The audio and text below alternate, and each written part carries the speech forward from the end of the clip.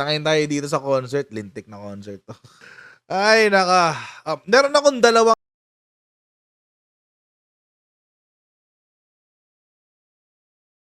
kasi si PBBM, umattend ng concert. Alam naman natin mga kotsero, si PBBM mahilig talaga yan sa music. It is understandable mga kotsero, na kung merong international artist, more often than not, pupunta dyan si PBBM. Bakit?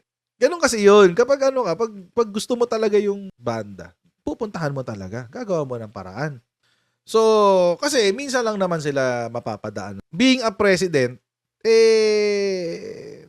medyo kailangan mag-ingat ka. Ingat ka. Kasi, yung F1 mo nga, binatikos eh. Kahit pera mo yung ginamit mo. Diba? Yung isa, pera mo. Yung isa naman, nilibre ka ng Singapore. Pero nabatikos ka.